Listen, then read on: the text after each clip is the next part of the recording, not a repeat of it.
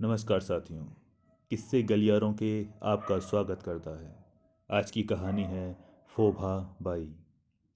हैदराबाद से शहाब आया तो बॉम्बे सेंट्रल के प्लेटफॉर्म पर पहला कदम रखते ही उसने हनीफ से कहा, देखो, आज शाम को वो मामला ज़रूर होगा, वरना याद रखो मैं फ़ौरन वापस चला जाऊंगा। हनीफ को मालूम था कि वो मामला क्या है। शाम को उसने टैक्सी ली, शहाब को साथ लिया, ग्रांड रोड के नाके पर एक दलाल को बुलाया और उससे कहा, मेरा दोस्त हैदराबाद से आए हैं, उनके लिए एक अच्छी सी छोकरी चाहिए। दलाल ने अपने कान में उड़सी हुई बीड़ी निकाली और उसको होठों में दबाकर कहा, दक्कनी चलेगी। हनीफ ने शहाब की तरफ सवालिया नज़रों से देखा। शहाब ने कहा, नहीं भाई, मुझे कोई मुसलमान छोकरी चाहिए। मुसलमान? दलाल ने बीड़ी को चूसा। अच्छा चलिए। ये कहकर वो टैक्सी की अगली निशस्त पर बैठ गया और उसने ड्राइवर से कुछ कहा। टैक्सी स्टार्ट हुई और मुख्तलिफ बाज़ारों से होती हुई फोर्जर्ड स्ट्रीट की साउथ वाली गली में दाखिल हुई। ये गली एक पहाड़ी गली थी, बहुत ऊंची थी। ड्राइवर ने टैक्सी को फर्स्ट गियर में डाला तो हनीफ को महसूस हुआ कि टैक्सी रास्ते में ही रुककर पीछे की तरफ चलना शुरू कर देगी, मगर ऐसा न हुआ। दलाल ने ड्राइवर को ऊंचान के ऐन आखिरी सिरे पर, जहां चौक सा था, रुकने के लिए कहा। हनीफ उस तरफ कभी नहीं आया था। एक ऊंची पहाड़ी थी जिसके दाएं तरफ एकदम ढलान थी। जिस बिल्डिंग में दलाल दाखिल हुआ वो 2 मंजिला थी। हालांकि दूसरी तरफ की बिल्डिंगें सबकी सब 4 मंजिला थीं। हनीफ को बाद में मालूम हुआ कि ढलान के बायस उस बिल्डिंग की 3 मंजिलें नीचे थीं और उन तक लिफ्ट जाती थी। शहाब और हनीफ दोनों खामोश बैठे रहे। रास्ते में दलाल ने उस लड़की की बहुत तारीफ की थी। उसने कहा था, बड़े अच्छे खानदान की लड़की है, स्पेशल तौर पर आपके लिए निकाल रहा हूँ। दोनों सोच रहे थे कि वो लड़की कैसी होगी जो स्पेशल तौर पर उनके लिए निकाली जा रही है। थोड़ी देर के बाद दलाल नमूदार हुआ। वो अकेला था। ड्राइवर ने उससे कहा, गाड़ी वापस करो।" ये कहकर वो अगली सीट पर बैठ गया। टैक्सी एक चक्कर लेकर मुड़ी। 3-4 बिल्डिंगों के बाद उसने ड्राइवर से कहा, यहाँ रोक लो। फिर वो हनीफ से मुखातिब हुआ, आ रही है, पूछ रही थी कैसे आदमी है। मैंने कहा, नंबर 1। 10-15 मिनट के बाद एकदम टैक्सी का पिछला बायां दरवाज़ा खोलकर एक औरत हनीफ के साथ बैठ गई। रात का वक्त था और गली में रोशनी कम थी।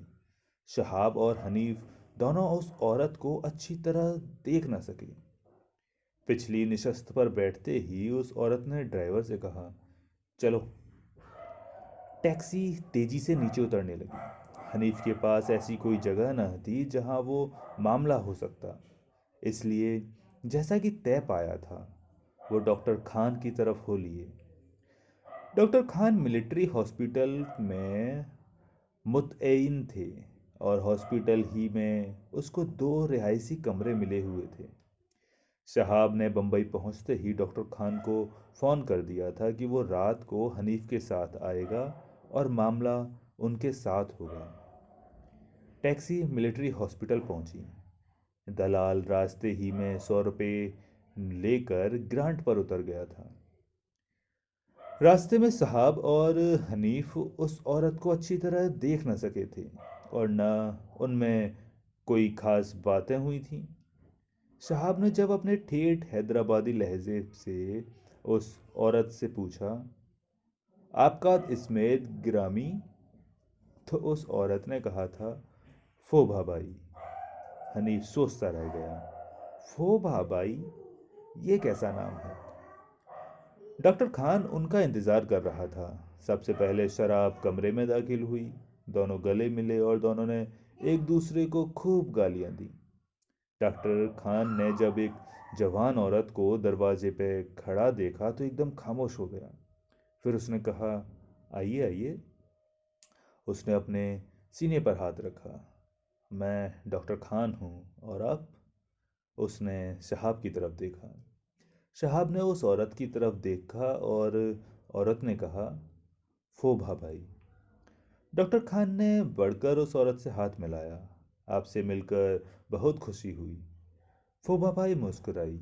मुझे भी खुशी हुई। शहाब और हनीफ ने एक दूसरे को देखा। डॉक्टर खान ने दरवाज़ा बंद कर दिया और अपने दोस्तों से कहा, आप दूसरे कमरे में चले जाइए, मुझे यहाँ कुछ काम करना है। शहाब ने जब फुआ बाई से कहा चलिए, तो फुआ बाई ने डॉक्टर खान का हाथ पकड़ लिया। नहीं, आप भी तशरीफ़ लाइए। आप तशरीफ़ ले चलिए, मैं अभी आता हूँ। डॉक्टर खान ने अपना हाथ छुड़ा लिया। शहाब, हनीफ और फुआ भाई अंदर दूसरे कमरे में चले गए। थोड़ी सी गुफ्तगू के बाद शहाब और हनीफ को मालूम हो गया कि फुबा बाई की जवान मोटी है। वो सीन और शीन अदा नहीं कर सकती। सीन और शीन के बदले उसके मुंह से फै निकलती है। सीन और शीन की जगह फै की अदायगी ने उसे शोभा बाई से फोभा बाई बना दिया है। कुछ देर और बातें करने के बाद उनको पता चला कि शोभा भी उसका असली नाम नहीं है। वो मुसलमान है और जयपुर उसका वतन है। 4 साल हुए वो भागकर बम्बई चली आई थी। इससे ज़्यादा दोनों दोस्त फोभाबाई के बारे में न जान सके। शोभाबाई मामूली शक्ल सूरत की थी। आंखें बड़ी नहीं थी, नाक खुश जगह थी। बालाई होठ के ऐन दरमियान एक छोटे से जख्म का निशान था। जब वो बात करती तो वो निशान थोड़ा सा फैल जाता। शोभाबाई ने गले में जड़ाऊ नेकलेस पहना हुआ था और उसके दोनों हाथों में सोने की चूड़ियां थीं। बहुत ही बातूनी औरत थी। थोड़ी ही देर में उसने इधर उधर की बातें शुरू कर दी। हनीफ और शहाब सिर्फ हूँ हाँ करते रहे। फिर सुबह बाई ने दोनों दोस्तों के बारे में पूछना शुरू कर दिया। वो क्या करते हैं, कहाँ रहते हैं, उम्र कितनी है, फादी फुदा हैं या गैर फादी फुदा। हनीफ इतना दुबला क्यों है। फहाब ने 2 मफनूई दांत क्यों लकवा रखे हैं। अगर वो गोफ्तखोरा है तो डॉक्टर खान से इलाज क्यों नहीं करवाता। फरमाता क्यों है, फेर क्यों नहीं गाता। शहाब ने शोभा को कई शेर सुनाए और शोभा ने बड़े जोरों की दाद दी। जब शहाब ने ये शेर सुनाया, खेतों को दे लो पानी, अब बह रही है गंगा, कुछ कर लो नौजवानों, उठती जवानियां हैं, तो शोभा उछल पड़ी। वाह जनाब वाह, बहुत अच्छा फेर है, उठती जवानियां हैं, वाह वाह वाह वाह। फिर शोभा ने बेशुमार शेर सुनाए, बिल्कुल बेजोड़, बेतुके, जिनका सिर था न पैर। शेर सुनाकर उसने शहाब से पूछा, फहाब फाहब, मजा आया आपको? शहाब ने जवाब दिया, बहुत। शोभा ने शर्मा कर कहा, ये फेर मेरे हैं, मुझे फायरी का बहुत फौक है। शहाब और हनीफ दोनों ने एक दूसरे की तरफ देखा और मुस्कुरा दिए। इसके बाद शोभा ने एक सही शेर सुनाया, कभी तो मेरे दर्द दिल की खबर ले, मेरे दर्द पे आप ना होने वाले। हनीफ ये शेर कई बार सुन चुका था और शायद कहीं पढ़ भी चुका था। शोभा ने हनीफ से कहा, हनीफ साहब, ये फेर भी मेरा है। हनीफ ने खूब दाद दी, माँ फल्ला, आप तो कमाल करती हैं। शोभा चौंकी। माफ़ कीजिएगा, मेरी जुबान में तो कुछ खराबी है, लेकिन आपने क्यों माँ फल्ला के बदले माँ फल्ला कहा। हनीफ और शहाब दोनों बेइख्तियार हंस पड़े। शोभा भी हंसने लगी। इतने में डॉक्टर खान आ गया। उसने अंदर दाखिल होते ही शोभा से कहा, क्यों जनाब, इतनी हंसी किस बात पर आ रही है? ज़्यादा हंसने की बायस शोभा की आंखों में आंसू आ गए थे। उसने रूमाल से आंसू पोंछे और डॉक्टर खान से कहा, एक ऐसी बात हुई कि हम सब हंस पड़े। डॉक्टर खान ने हंसना शुरू कर दिया। शोभा ने कहा, आइए बैठिए। चारपाई के एक तरफ सरक कर उसने डॉक्टर खान का हाथ पकड़ा और उसे अपने पास बिठा लिया। फिर शेरो शायरी शुरू हो गई। शोभा ने लंबी लंबी 4 बेतुकी गजलें सुनाई और सबने दाद दी। अब शहाब उकता गया। वो मामला चाहता था। शहाब ने बदलते हुए तेवर देखकर हनीफ भांप गया। उसने कहा, अच्छा भाई शहाब, मैं रुखसत चाहता हूँ। इंशाअल्लाह कल सुबह मुलाकात होगी। हनीफ कुर्सी पर से उठा तो शोभा ने उसका हाथ पकड़ लिया। नहीं, आप नहीं जा सकते। हनीफ ने जवाब दिया, मैं माजरत चाहता हूँ, बीबी मेरा इंतज़ार कर रही होगी। ओह, लेकिन नहीं, अब थोड़ी देर और ज़रूर बैठें, अभी तो फिर 11 बजे हैं। शोभा ने इसरार किया। शहाब ने एक जम्हाई ली। बहुत वक्त हो गया है।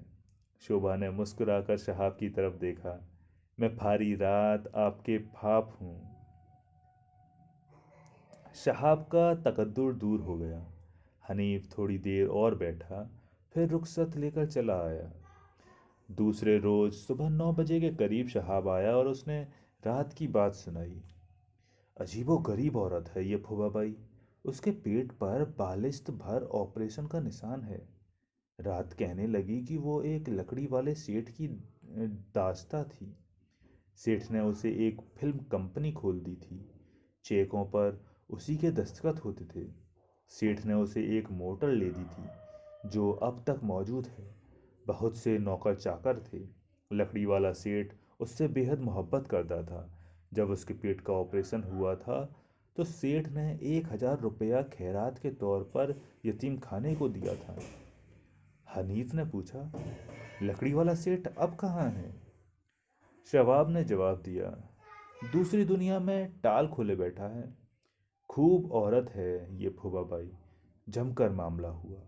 मैं सोने लगा तो वो दूसरे कमरे में डॉक्टर खान के साथ लेट गई। सुबह 5 बजे डॉक्टर खान ने कहा, शोभा, सुबह हो रही है, अब जाओ। शोभा ने कहा, अच्छा, मैं जाती हूँ, लेकिन मेरे ये जेवर तुम अपने पाप रख लो। मैं अकेली इनके पाप बाहर नहीं निकलती। हनीफ ने पूछा और डॉक्टर खान ने जेवर रख लिए। शहाब ने सिर हिलाया। हाँ, हमारा ख्याल था कि नकली हैं, मगर जब दिन की रोशनी में देखे तो असली निकली। और वो चली गई? हाँ, चली गई, ये कहकर कि वो किसी रोज आकर अपने जेवर वापस ले ले जाएगी। शहाब, ये तुमने बड़े अचंभे की बात सुनाई। खुदा की कसम, ये हकीकत है। शहाब ने सिगरेट सुलगाया। इसलिए तो मैंने कहा कि अजी वो गरीब औरत है ये फूफाबाई। हनीफ ने पूछा, वैसे औरत कैसी है? शहाब ने कहा, ये तुम डॉक्टर खान से पूछना, वो एक्सपर्ट हैं। शाम को दोनों दोस्त डॉक्टर खान से मिले। जेवर डॉक्टर खान के पास महफूज थे। डॉक्टर खान ने कहा, मेरा ख्याल है शोभा किसी दिमागी सदमे का शिकार है। शहाब ने पूछा, तुम्हारा मतलब है पागल है? डॉक्टर खान ने कहा, नहीं, पागल नहीं, लेकिन उसका दिमाग यकीनन नॉर्मल नहीं है। बेहद मुखलिस औरत है। एक लड़का है उसका जयपुर से, उसको बराबर 200 रुपये माहवार भेजती है। हर तीसरे महीने उससे मिलने जाती है। जयपुर पहुंचते ही बुर्का ओढ़ लेती है और वहां उसे पर्दा करना पड़ता है। हनीफ ने कहा, ये तुमने कैसे समझा कि उसका दिमाग नॉर्मल नहीं? डॉक्टर खान ने जवाब दिया, भाई, ये मेरा ख्याल है। नॉर्मल औरत होती तो अपने 1,500-2,000 के जेवर एक अजनबी के पास क्यों छोड़ जाती? फिर उसको माफिया के इंजेक्शन लाने की भी आदत है। साहब ने पूछा, ये क्या नशा होता है एक किस्म का? डॉक्टर ने जवाब दिया, बहुत ही खतरनाक किस्म का, शराब से भी बदतर। इसकी आदत कैसे पड़ गई उसे? शहाब ने मेज पर रखे पेपर वेट उठाकर दवात पर रख दिया। मेरा ख्याल है उसका ऑपरेशन बिगड़ गया था और शिद्दत के दर्द का एहसास कम करने के लिए डॉक्टर उसे मार्फिया का इंजेक्शन देते रहे थे। तकरीबन 2 महीने तक बस यूं आदत पड़ गई होगी। फिर डॉक्टर खान ने मार्फिया और उसके खतरनाक असरात पर एक लेक्चर सा शुरू कर दिया। एक हफ्ता गुजर गया और शोभा न आई। शहाब वापस हैदराबाद चला गया। एक दिन डॉक्टर खान ने जेवर लेकर हनीफ के पास पहुंचा। चलो दे आए। दोनों ने ग्रांट रोड के नाके के पास उस दलाल को बहुत तलाश किया जो शोभा का शहाब और हनीफ के पास लाया था, मगर वो न मिला। हनीफ को इतना मालूम था कि गली कौन सी है और बिल्डिंग कौन सी है।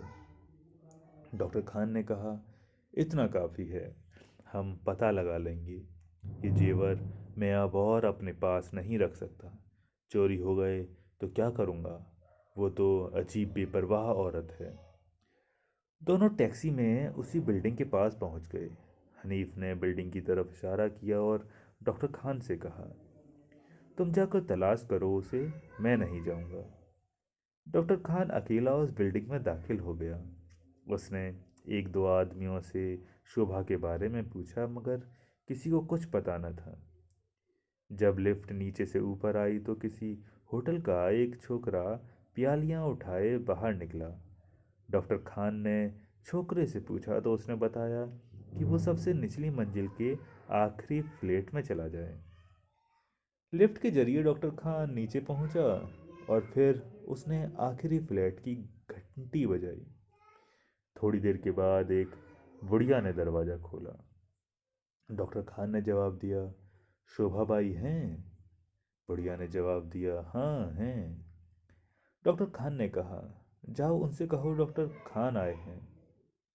अंदर से शोभा की आवाज़ आई, आइए डॉक्टर साहब, आ जाइए।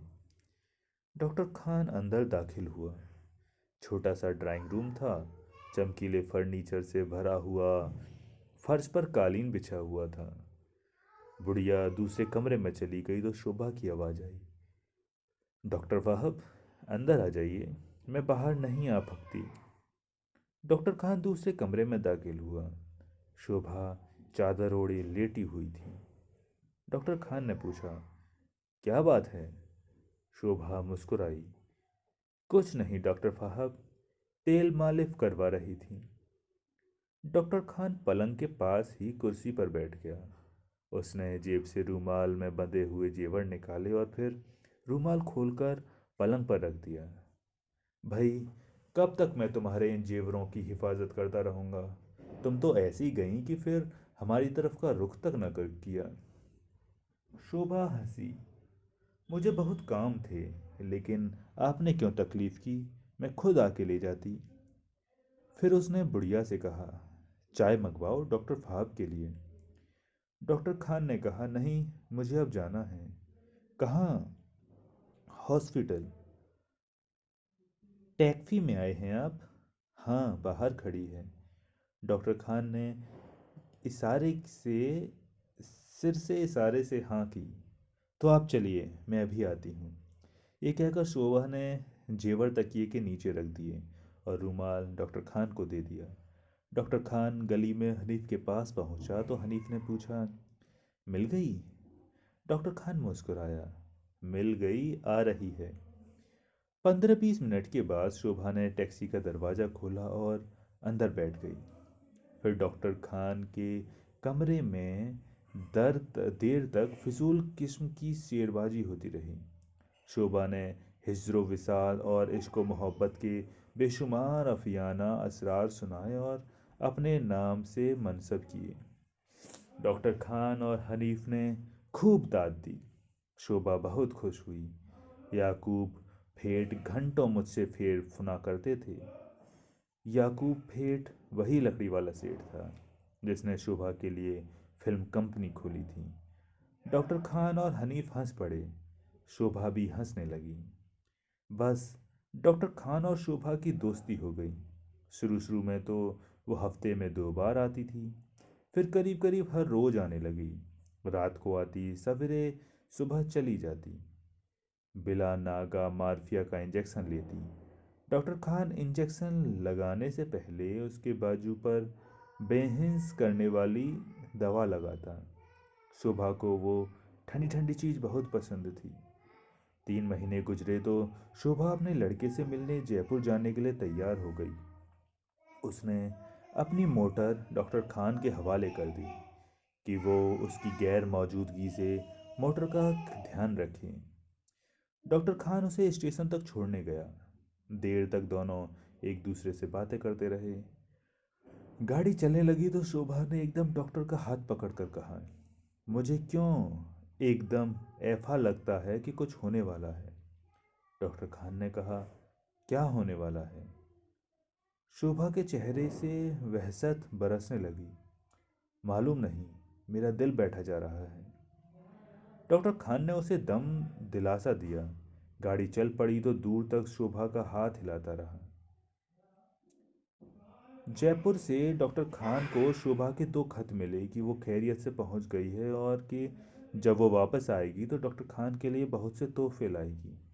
फिर कई दिन के बाद उसका एक पोस्ट कार्ड आया जिस पर लिखा था, मेरी अंधेरी जिंदगी में सिर्फ एक दिया था, वो कल खुदा ने बुझा दिया, भला हो उसका। डॉक्टर खान से पोस्ट कार्ड लेकर हनीफ ने ये अल्फाज पढ़े तो उसकी आंखों में आंसू आ गए। भला हो उसका। मैं बेपनाह गम था। बहुत अरसा गुजर गया मगर शोभा का कोई खत न आया। फिर 1 बरस बीत गया और डॉक्टर खान को शोभा का कोई पता न चला।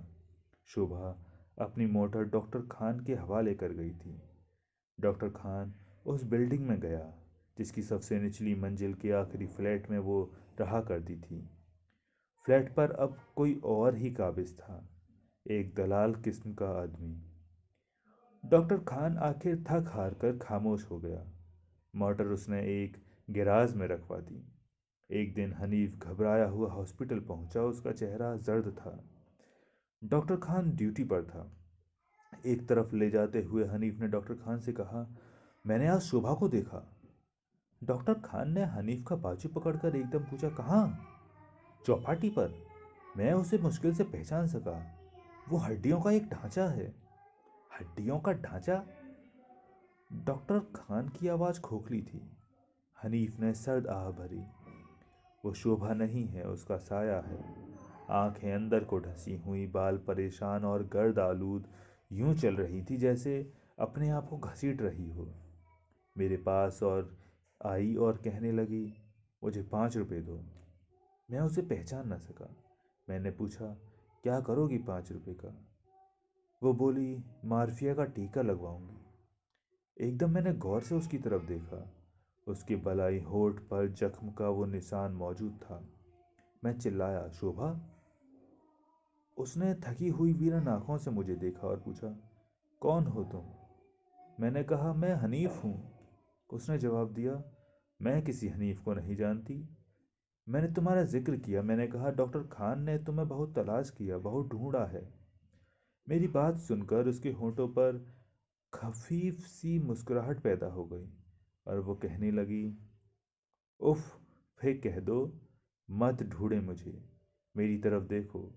मैं इतनी मुद्दत पे अपना खोया हुआ लाल ढूंढ रही हूँ। ये ढूंढना बिल्कुल बेकार है, कुछ नहीं मिलता। लाओ, 5 रुपए दे दो। मैंने उसे 5 रुपए दिए और कहा, अपनी मोटर तो ले लो डॉक्टर खान से। लेकिन वो कमज़ोर कहकहाए लगाती हुई चली गई। डॉक्टर खान ने कहा, कहाँ? हनीफ ने जवाब दिया, मालूम नहीं, किसी डॉक्टर के पास गई होगी। डॉक्टर खान ने बहुत तलाश किया मगर शोभा का कुछ पता न चला। तो दोस्तों, ये थी कहानी फोभा बाई। उम्मीद है आपको पसंद आई होगी। पसंद आई है तो कृपया करके कमेंट करके बताएं, वीडियो को लाइक करें और चैनल को सब्सक्राइब करें। मिलते हैं किसी और दिन किसी नई कहानी के साथ। तब तक के लिए नमस्कार।